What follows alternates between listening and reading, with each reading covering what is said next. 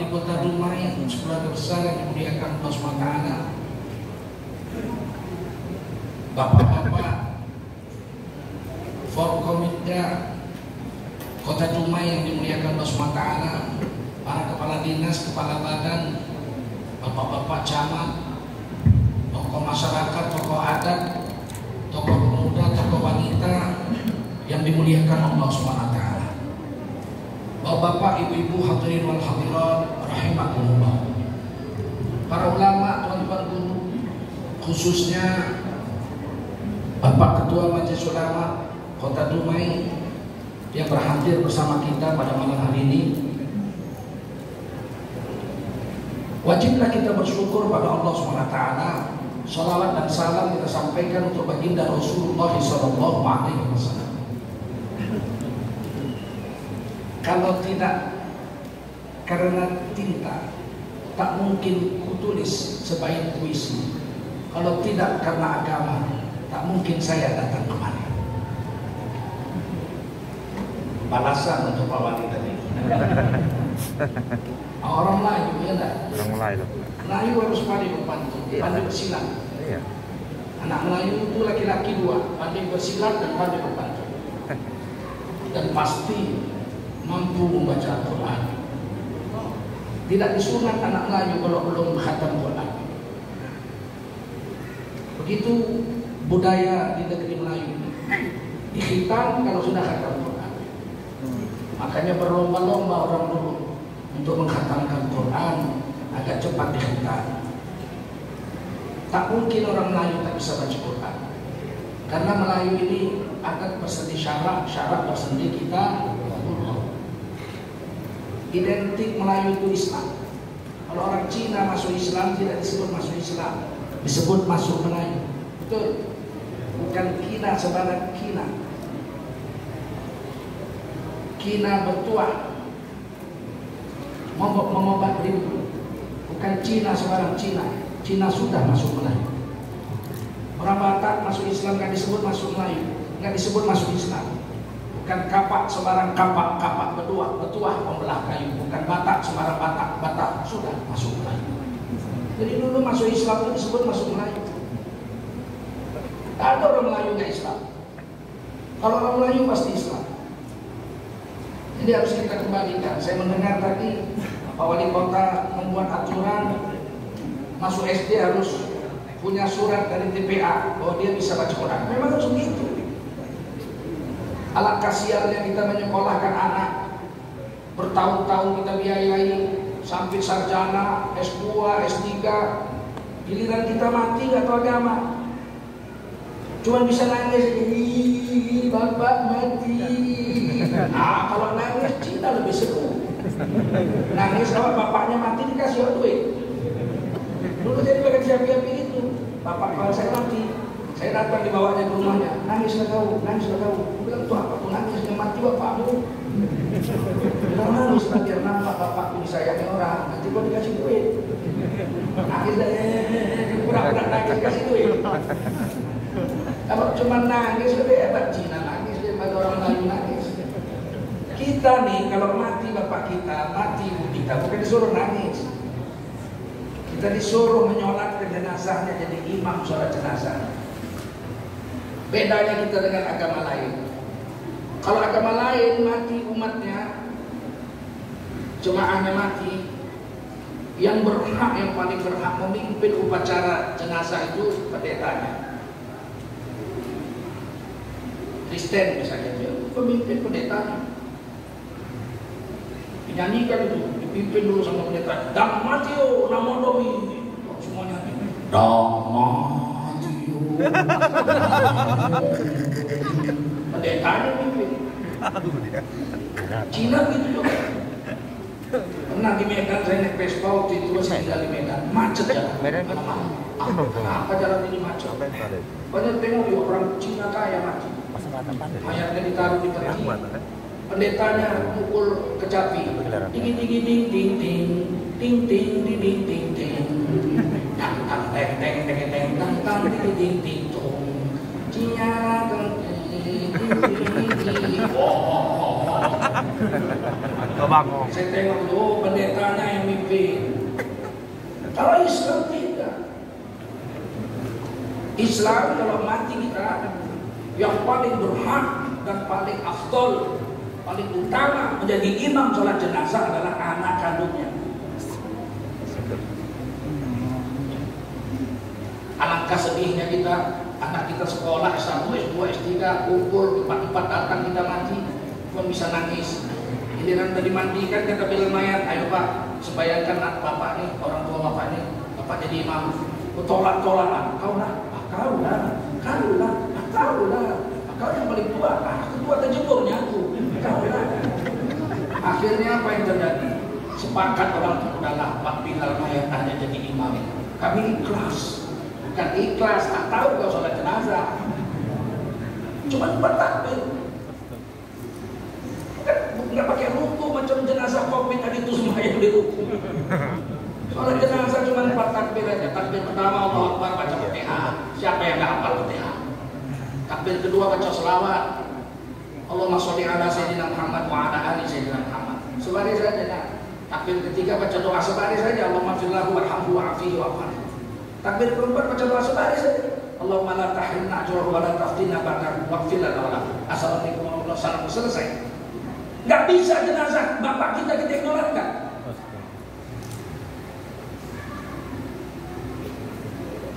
Buat apa kita dibesarkannya bertahun-tahun, dikasihnya makan? Nggak bisa kita imam sholat jenazah. Kalau anaknya yang doa terus ke arah Allah Subhanahu wa Ta'ala, tidak ada penghalang doa anak pada orang tua dan doa orang tua pada anak. Makanya ini harus didukung program wali kota ini. Semua anak kita harus bisa ngaji. Siap? Daripada main HP. Apa yang dia main HP? Nonton TV itu apa itu? Gak ada manfaat apa-apa kalau kita mati. Tapi kalau dia jadi imam, masya Allah tembus ke lagi. Karena anaklah yang bisa berdoa itu pas. Orang lain mana pas. Dan doa itu diajar di Quran, diajar di hadis. Rabbi firli wali walidayya warhamhuma kama rabbayani shaghira. Hanya anak kandung yang bisa itu. Itu secara tersirat, beda sama tersurat. Kalau tersurat, ya Allah ampunkan dosaku dan dosa dua ibu bapakku, dan sayangi mereka sebagaimana mereka menyayangiku waktu kecil dulu. Itu aja tersurat. Tapi tersirat, ya Allah, bapakku ini wafat, ibuku ini wafat, setengah mati dia membesarkan aku. Waktu kecil dulu banyak salah-salahku, tak dipukulnya aku, ya Allah. Sayangilah mereka sebagaimana mereka sayang padaku waktu kecil. Cuma anaknya bisa itu. Arti tersuratnya apa? Seandainya bapak ibuku yang mati ini, ya Allah, banyak dosanya, anggap anak kecil yang disiksa dikubur. Begitu. Bagaimana anak kecil coba disusukan mamanya umur 8 bulan, udah tumbuh giginya 4, disusukan mamanya, digigit bayi itu, menjerit mama kita. Tetangganya nanya, kenapa kan? Nggak apa-apa, diciumnya bayi itu. Anakku sudah pandai menggigit ya. Padahal sakitnya bukan main, digigit gigi runcing 4 gigi begitu. 3 hari masih terasa sakitnya. Tapi ibu tengoklah, tak dipukulnya anak itu. Tak ada ibu menyusukan anak, digigit anaknya. Kurang ajar, masih kecil udah menggigit. Cerot, banting lagi tengok. Ada? Ya ada. Itu arti tersirat daripada doa itu. Seorang bapak pulang kerja, digendongnya anaknya umur 2 tahun. Timang-timang, sayang, timang-timang. Cerot, ditinju anaknya, hidungnya muncrat darah. Dia bilang apa sama anaknya? Nggak dibantingnya anaknya, masih kecil sudah meninju kok. Banting nanti anak. Enggak, dia bilang apa, hebat kau nak. Masih kecil, tinju mudah keras. Mudah-mudahan kau nanti jadi juara dunia macam si KB. Di Mike Tyson kau. Nggak ada hukum anak kecil melakukan kesalahan. Yang bisa doa itu anaknya lah. Mana pun orang lain. Tak manfaatkan orang lain, karena bapak kita tak pernah membesarkan orang lain itu. Tak pernah ibu kita membesarkan orang lain itu, yang besarnya kita. Kalau kita yang doa, tak. Artinya begitu, ya Allah, seandainya banyak dosa-dosa bapak ibu ini, ya Allah, jangan disiksa dalam kubur, ya Allah. Anggaplah anak kecil. Dulu waktu kecil aku gigit ibuku, tak dibantingnya aku. Udah mau pergi dia kerja digendongnya, kita kencingi. Ya Allah nak, hebat kali kau nak. Mandi lagi bapak kita, ganti baju dinas untuk kerja. Tak ada dia marah.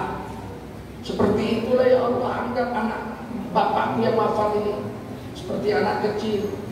Banyak dosa-dosanya, meninggalkan sholat dan lain-lain. Jangan kau siksa dalam kubur ya Allah. Anggap anak kecil. Cuma anaknya bisa doa begitu. Bagaimana anaknya bisa jadi imam sholat kalau nggak pernah ngaji? Betul?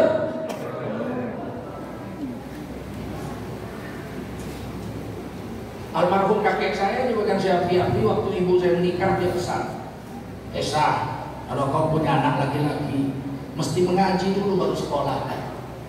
Kalau sekolah dulu baru ngaji nggak jadi dia nanti. Aku 4 anakku sekolah dulu baru ngaji, nggak ada satu pun yang jadi. Maka ibu saya begitu saya lahir, umur 4 tahun sudah diantar ke Surau, ke Campak masuk Pare, kalah besar dari lain-lain. Kata bapak saya, khotbah kau mau berhenti ngaji. Ibu saya dimandikan saya, sambil nangis ibu saya bilang, jangan berhenti ngaji nak. Saya bilang dalam hati saya lihat ibu saya nangis memandikan saya. Saya bilang dalam hati, sampai mati datang meninggalkan berhenti ngaji. Begitu. Umur 4 tahun saya sudah ngaji. Umur 6 tahun baru saya sekolah SD. Pagi sekolah, sore ngaji. Sore sekolah, pagi ngaji. Sampai udah kawin pun saya. Seluruh ulama besar di Sumatera Utara guru saya. Dibelikan mama saya Vespa tahun 78 PX warna biru langit. Bukan untuk pacaran, nggak pernah saya pacaran seperti itu. Untuk ngaji, datangi semua guru yang besar di Sumatera Utara itu. Mengaji kau sampai mereka wafat. Ngaji Quran sama Syekh Azroi 12 tahun, sama Syekh Dalam Musa Fikih 22 tahun, Tuan Mahmud Syahudin. Semua ulama besar datangi, dikasih Honda. Untuk apa? Untuk ngaji. Hasil dulu di Medan tidak ada pesantren. Pesantren satu-satunya di Mendeling, Purbabaru, 300 km dari Medan. Saya bilang sama bapak saya ngaji, saya mau pesantren di Mendeling. Bawa bapak saya naik bus makmur, turun. Pesantrennya kecil-kecil, rumahnya 2 kali 3 meter dari bambu pakai tonggak, di bawah pohon pisang. Kata bapak saya, tonggak, kau mau sekolah di sini, DBC gue, nggak bisa pulang. Gak dikasih bapak saya. Kata ibu saya, nggak usah putus asa kau. Sumatera Utara ini banyak ulama-ulama tamatan Mesir, tamatan Mekah, 20 tahun di Mekah, 18 tahun di Mesir. Datangin ngaji ini sepeda motor, dibelikan sepeda motor. SMP udah ngaji ya. Tahun 76 udah beli sepeda motor Honda Cup 70. Bukan untuk apa-apa, untuk ngaji. Hasilnya 2 ibu, bapak saya mati, saya yang jadi imam. Tak ada tempuh jadi imam waktu itu. Sultan Delhi datang, Sultan Serkan datang, Sultan Hasan datang, Sultan Angkat datang, bapak saya meninggal. Saya jadi imam, nangis Sultan-Sultan. Allah, malunya lah kami anak Melayu. Baru tunggu dan lelah menjadi imam bapak mamanya wafat. Dalam hati saya, semua anak Melayu mesti bisa. Siap? Siap? Supaya tembus ke aras Allah doa kita waktu menyayangkan bapak mama kita ketika beliau wafat.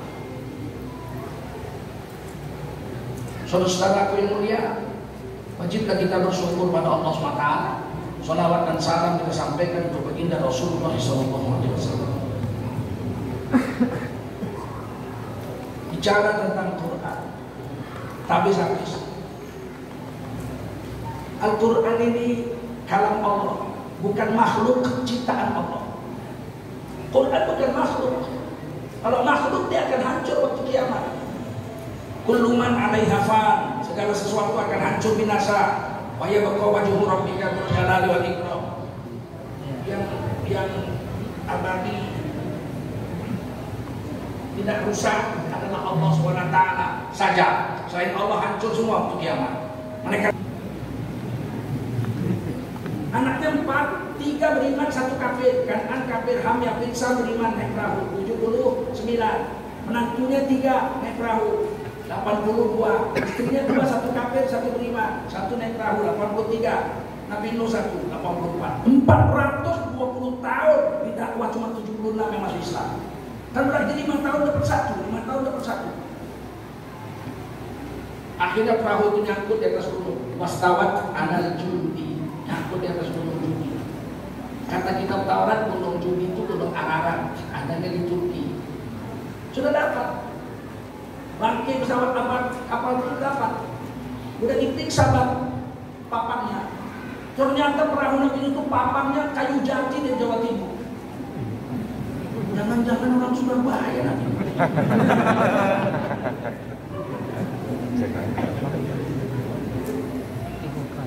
Nabi Nuh jangan-jangan orang Nusantara.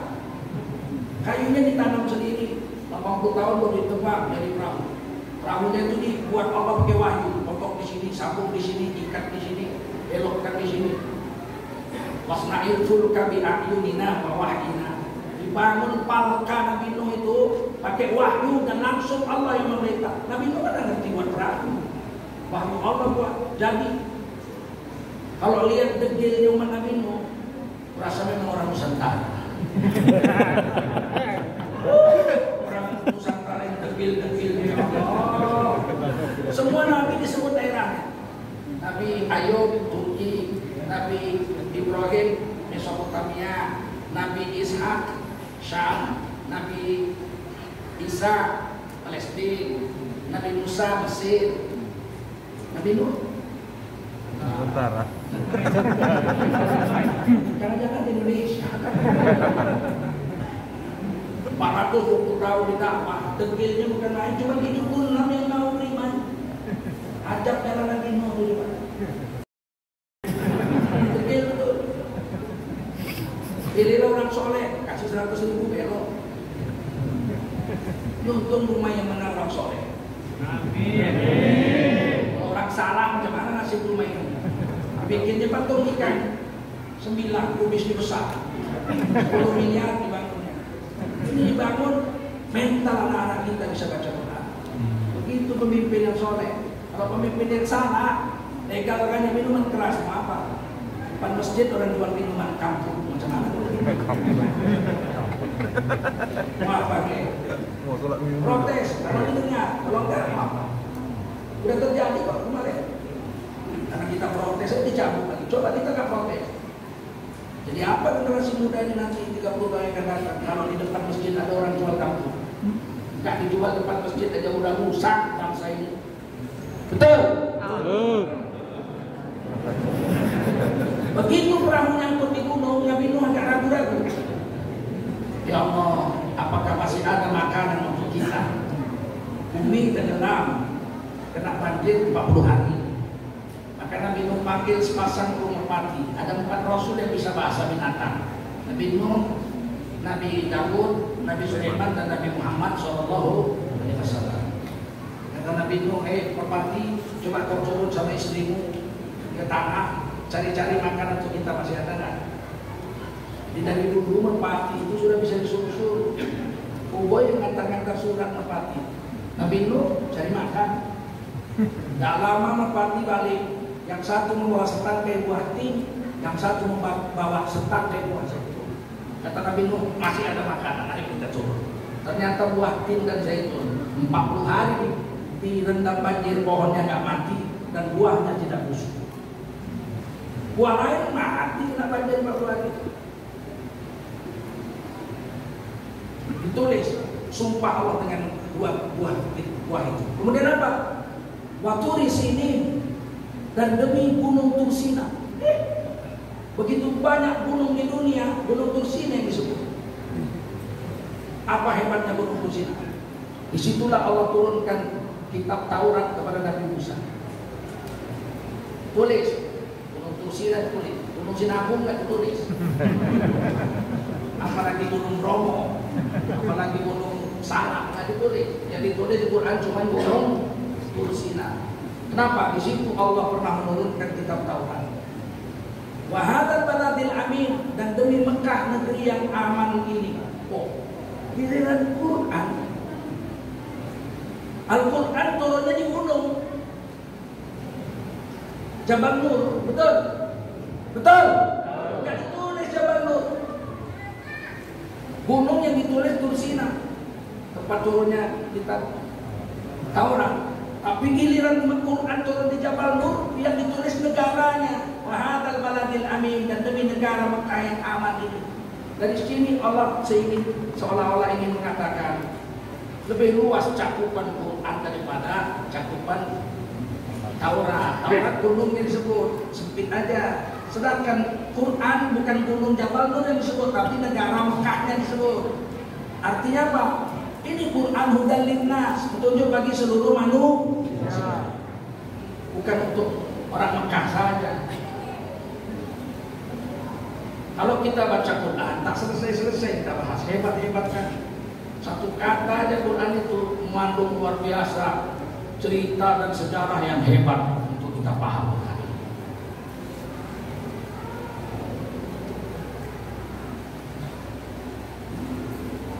Yang kedua, Quran itu dibaca satu huruf dapat 10 pahala.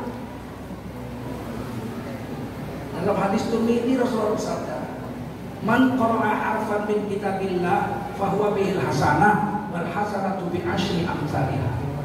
Siapa baca Quran satu huruf, maka dia mendapatkan satu hasanah, dan satu hasanah dibayar 10 pahala. La aqulu alif lam mim harfun, walakin alif harfun, lam harfun, wa mim harfun. Aku tidak katakan, kata Nabi Muhammad, alif lam mim itu satu huruf, tapi alif satu huruf, lam satu huruf, mim satu huruf. Siapa baca alif lam mim, dia dapat 3 hasanah, dibayar 30 pahala. Ini hadis sekaligus mematahkan pendapat ustaz-ustaz akhir zaman ini. Saya pernah dengar ceramah ustaz di masjid. Ibu-ibu, bapak-bapak nggak usah baca Quran kalau nggak tahu artinya tidak berpahala. Ini Nabi baru turun di rumah ibu rasanya. Baginda Rasul mengatakan siapa baca alif lam mim dapat 30 pahala. Sekarang saya tanya, siapa yang tahu arti alif lam mim? Ada yang tahu? Nabi Muhammad berkata alif lam mim artinya hanya Allah yang tahu. Tapi siapa baca alif lam mim dapat pahala berapa? 30. Nabi yang bilang. Jangan dibantah ucapan Rasul.